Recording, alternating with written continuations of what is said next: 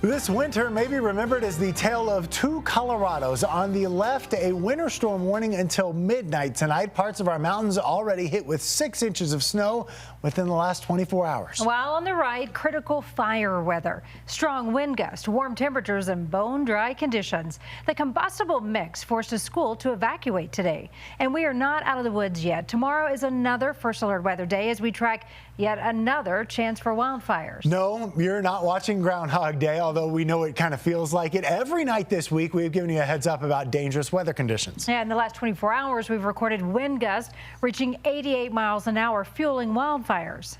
And you saw flames there, right? Yeah, big flames. Big flames. Scared, especially when they started doing evacuations and the cop sounded scared. That's when you know kind of something's going wrong. I would say got within about 50 to 100 feet of the back of our school. And I just saw like all the fires start to spread and it got worse and worse. Significant winds and extremely dry conditions. These are conditions that we continue to face on a daily basis here in the Front Range that results in this kind of fire spread. That fire in Thornton was one of 3 wildfires today. Witnesses tell us it started on a school's playground before growing to 10 acres. We know 4 firefighters and 1 other person were hurt. Several dozen vehicles are also caught in that fire. Now to Longmont, a close call for crews there. They were able to contain fire to just a median on Highway 119. It was a different story in Logan County. The entire town of Padrone forced to evacuate, flames scorching 4,000 acres before crews finally got them under control. We do have live team coverage for you right now at 10, starting with Chief Meteorologist Dave Aguilera.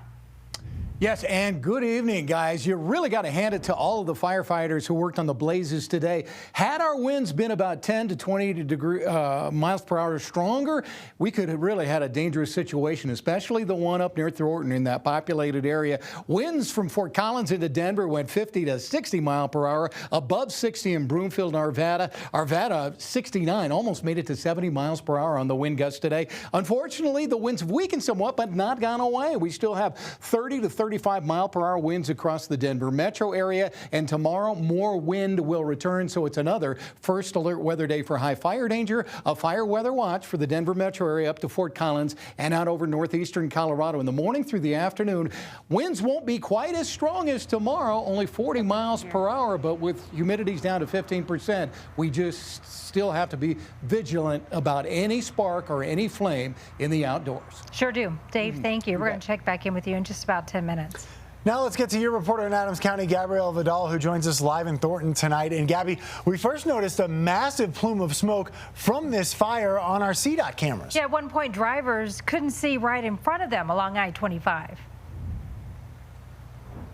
Well, much of that smoke has already cleared up over the course of the day, and thanks to the firefighters that put out that fire relatively quickly. And while you can't see it behind me, there was about 10 acres of charred grass along the greenbelt following that fire. It was a fire that got dangerously close to Pinnacle High School, as well as surrounding neighborhoods and businesses. But thankfully, everyone in the community is resting easy tonight. A scary scene over Thornton as plumes of smoke covered the sky. Scared at first, but got to keep calm in these situations or everything else just goes wrong. Police went door to door to neighboring homes along the Niver Creek Greenbelt, like Michaela Richards, as the flames kept spreading. So I came to the door, and that's when she came over and she's like, "You guys need to evacuate right now, like this is out of control." Her voice was shaken, and so that was scary. Well, I would say got within about 50 to 100 feet of the back of our school. Pinnacle Charter School's Dr. Chris Miller and his staff went to work evacuating roughly 650 kids and staff out of the high school. Through the windows, I saw fires starting outside, and then I saw a bunch of firefighters pulling up. And then I just saw all the fires start to spread, and it got worse and worse. And then we got evacuated, and I just saw a bunch of smoke behind the school. It is our intent to get ahead of these fires so we don't have the spread of conditions like we're experienced during the Marshall Fire. I think we're very fortunate today that we did not have an outcome similar.